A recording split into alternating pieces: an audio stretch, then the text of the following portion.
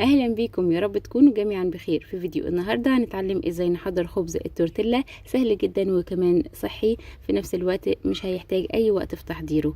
عندي عشان احضر خبز التورتيلا خالي من الجلوتين، دقيق خالي من الجلوتين، وكمان ميه فتره بدرجه حراره الغرفه، والزبده. دول الثلاث مكونات اساسيه عشان احصل على قوام خبز لذيذ جدا وكمان مناسب لفصل الصيف، وصفات صحيه وسريعه في نفس الوقت. ضفت ربع معلقة صغيرة من الملح، وبعد كده هبتدي اضيف الدقيق بالتدريج. مهم جدا تكون اضافة الدقيق بالتدريج عشان احصل على قوام ناعم مفيهوش اي تكتلات. بعد ما ضفت الدقيق هبتدي اقلب كويس جدا بالتدريج، ومهم جدا تكون المية فترة بدرجة حرارة الغرفة عشان تديني نتيجة خبز ناجحة جدا.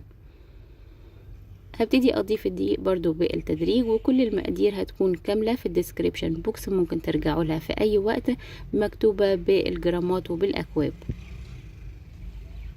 هقلب المزيج كويس جدا عشان احصل على قوام سائل وفي نفس الوقت ناعم. اخر حاجة هبتدي اضيف مكعب من الزبدة. اضافة الزبدة هتكون ناجحة جدا للخبز، هتديني فقاعات لذيذة جدا للخبز. هخفق المزيج بالهاند بلندر عشان احصل على قوام ناعم جدا وكريمي ومتجانس مفيهوش اي تكتلات. ده القوام اللي انا محتاجاه. في طاسة سخنة على النار ضفت قليل من الزبدة، وبعد كده هبتدي اضيف العجين بالتدريج. حرارة هتكون سخنة مايلة للهادية، هتكون درجة حرارة متوسطة، وده القوام اللي انا عايزاه للخبز. هبتدي اقلبه من كل الاطراف، هيقعد في كل جانب حوالي دقيقتين في كل جانب عشان احصل على خبز ناجح فيه فقاعات ذهبية صغيرة زي اللي بيتباع جاهز بره بالظبط. الكمية اللي عندي هبتدي اخلصها. عندي عملت خبز بمقاسات مختلفة، مقاس 28 وكمان مقاس 30. المقاسات زي ما تحبوا تفضلوها لحشوة الساندويتش.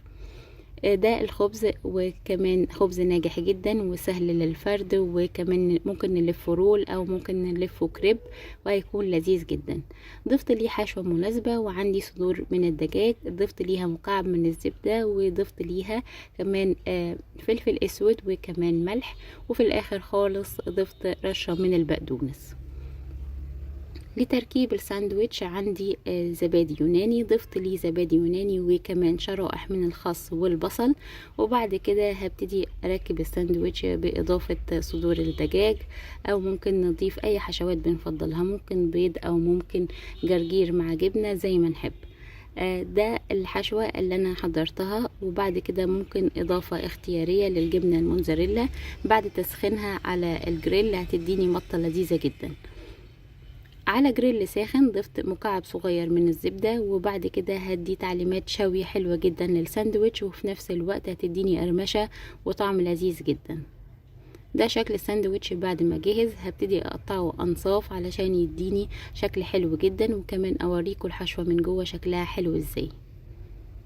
حصلت على خبز تورتيلا لذيذ جدا وصحي، وكمان مناسب للمصيف ووجبات صيفية سريعة في نفس الوقت، مش بتاخد وقت في التحضير. وكمان هشكله بتشكيل ساندويتش التيك توك. ضفت قليل من شرائح الدجاج، وبعد كده عملت فتحة صغيرة بالسكينة من أطراف الخبز، وضفت معلقة من الزبادي اليوناني وكمان شرائح من البصل، وضفت ليها كمان الخس وممكن سيراتشا أو ممكن جبن زي ما نحب.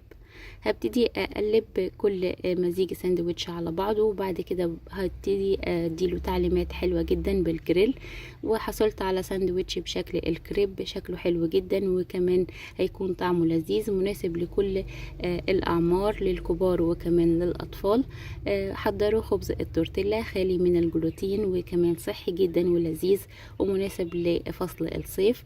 ولو انتم جداد على القناة، انا حنان مصطفى بقدم محتوى التغذية الصحية خالي من الجلوتين لحمية الكيتو واللو كارب وحساسية الجلوتين والمرضى السكري. اشوفكم على خير في وصفات صحية ولذيذة وجميلة، وما تنسوش اللايك والشير وسبسكرايب وتفعيل زر الجرس على اول عشان يوصلكم كل وصفة صحية جديدة ولذيذة ومميزة بقدمها. اشوفكم على خير في وصفات جديدة.